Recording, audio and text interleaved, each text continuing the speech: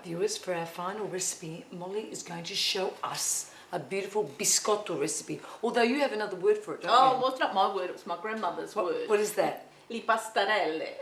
What language is that? That's San Marquese dialect. Yeah, okay. Pastarelli. Beautiful. Alright, so what are the principal ingredients of this biscotto dish? Eggs, sugar, flour, butter, and orange. Now, orange juice. You can use lemon juice or lemon essence. Yes. But I haven't got any lemons today, so we're going to use orange. Improvise. So okay. you just improvise, that's fine. Okay, so let's get started. Okay, if you'd like to pour 2.5 cups of sugar, and I'll break 6 eggs. So this is just normal granulated sugar? Absolutely, yes. Yes, I thought I'd best not use brown. I use brown sugar, but my mother would be mortified if I used brown sugar. So I'm using, this is her recipe. I love it. This is a recipe that we used to come home from school on cold days. We'd walk home. We weren't driven to school or picked up. We used to walk. Yeah, yeah. So we'd come home on a cold day and we'd walk inside and you'd smell this beautiful biscuits cooking. And we'd have hot cups of tea or cafe latte with these biscuits. And there you go. These are the smells and the ideas of your past life. Yes, and if you'd like to add... All right, so one, so 2.5? 2.5. And can you vary this amount, Mollie? Look, if I was making them just for me, I am actually going to share these biscuits around. I would only use 2 cups of sugar. Yeah. 2.5. My mother uses 3, but I think that's a bit much for me. I don't particularly like sweet things. Okay. A lot of too sweet, but it's up to you. Yes. So it's like all the Italians, they have no exact measurements. You no. You just go with the feel. Yeah. Smell and feel, and you see how it looks. And you actually, you know, people might think, what do you mean? How feel when you're cooking? But you do. You actually do when you're mixing things, when you're adding things. You can feel and you can smell. That's what I meant when I said passion. Well, that's right. Beautiful. Cooking. So, and how long do you need to do the mixing process for, Mollie? Look, it's got to be light and fluffy. Okay. Okay, so, you know, some people have you can probably do it in a kitchen whiz, perhaps. Yeah. But I just tend to do the things the older. So this is sort of really what they call creaming. Creaming, that's creaming correct. the sugar and the Yes, butter. absolutely. Now, while I've been beating the sugar and the eggs together, I've melted 250 grams of butter, and it is butter, not margarine, it is butter. Very particular about that. And my beautiful niece Allegra has been looking after that. And, Allegra, can I have the butter, please? Thank you. Okay. Thank you. Do you want to pour it in? You can, there you go. Slowly pour it in. Is that it, Mollie? That's it. Oh, I love these simple recipes. Yeah, there we go. Fantastic. Thank you, Allegra. And now we're going to add some orange juice. Caterina, if you'd like to squeeze some orange juice into this. So you mix it around and put a bit of, the oranges, they're in season at the moment, so they're quite hard, aren't they, really? They are really firm, aren't they? I usually use an electric orange squeezer. We'll do it the old-fashioned way. Let's do it the old-fashioned way. There you go. Thank you. Beautiful. Now you can add some zest if you want.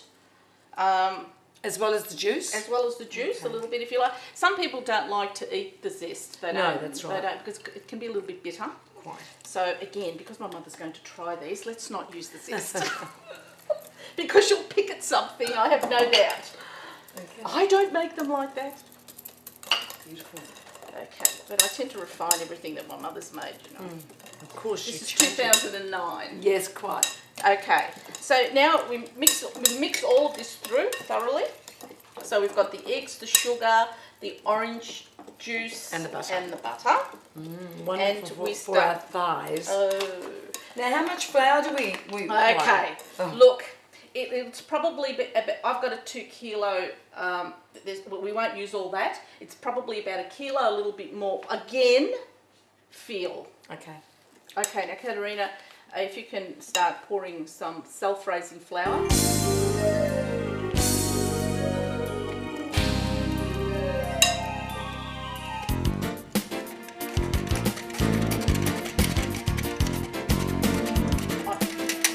Like my mother does it. This is what she does. Can I show you? Yeah. None of this. You would say, what is this? So if you want to just fill it, because we're going to need quite a bit of we're going to need quite a bit of flour because it's got to because it's got to be firm. And when it's firm, then we roll it out onto the pastry mat.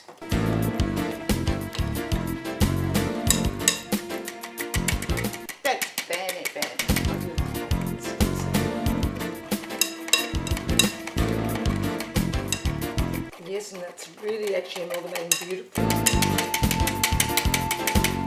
So it really is. So are we wanting to attain a firm dough? Yes, we do want a firm dough, relatively firm.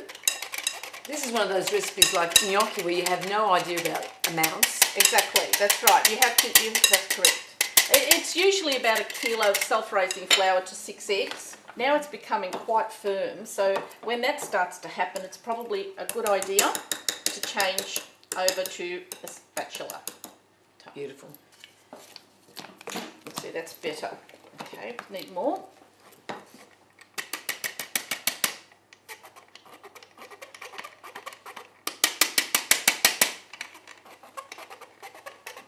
There we go, Mollie. Emanuela. Right, now Caterina, see how it's very firm now? Yep. So we're going to put this on the pastry mat. Right. Now before we do that, we just need to put some flour on there so it doesn't stick. Right. So just put some flour all over. Yep, that's right, and just do that. That's plenty, thank you. And now what we do is we put it onto the pastry mat. Oh, this is when it gets to the good bit where we start using our hands. Yes, we have to use our hands now. Okay. What we need to do now is add a little bit more flour and just knead it lightly. You don't need to knead it too much, and so it becomes a little bit firmer so that we can then shape the biscuits. Okay. There you go, Caterina. A bit more flour. Oh, a fair bit actually, because it's still quite. So you don't knead it like you knead bread or pasta. You know when you knead that sort of dough. This is quite light. Yes, I can see that. And it's not... So you don't do it. It's just you knead it lightly. Okay. Until you get the right consistency, and then you do little balls and shape biscuits. Shape the biscuits with a rolling, or you roll it out the pastry first, and then you can do whatever shape you like. Okay. So beautiful. A bit more. I'm so impressed. You're not even making a real mess, Mollie. Is that right? Yeah.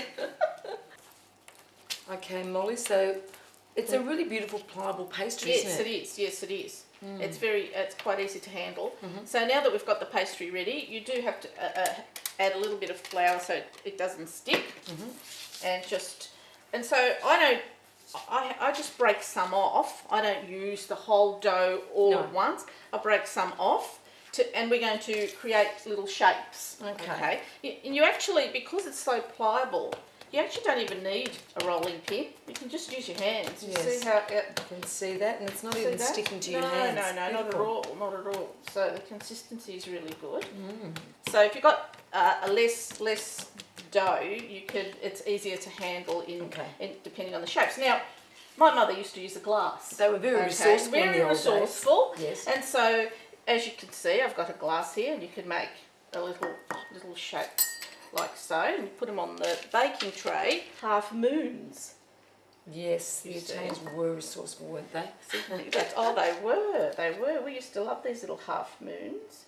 200, 220 moderate oven. Correct. For 15 minutes, bang, you have biscotti for dunking in the morning. And can I just say that this 6 eggs makes a huge amount of biscuits. Yeah. And they last, if you keep them in a tight container, they'll last up to 2 months. Okay. Do they? Oh, absolutely. Yes. Fantastic. They do. So there you have it, after Mollie's taken them out of the oven, after what, 15, 20 minutes? Yes, that's correct. You have a perfect plate of... Le pastarelle. on that note, what did you learn today, Allegra? The 5 ingredients were orange juice, sugar, self-raising flour, butter, and eggs. Perfect. Correct. And on a Saturday afternoon, I'm getting rid of my daughter. I'm sending her straight to your place because I want to supply these for the winter, I think. And I will be happy to have her. Thank you, Mollie, for sharing all your wonderful recipes with us. I hope you come back and visit us soon and we can take you through another journey of your past life, I guess. Thank you very much. Ciao, alla prossima. Bene, grazie. Ciao.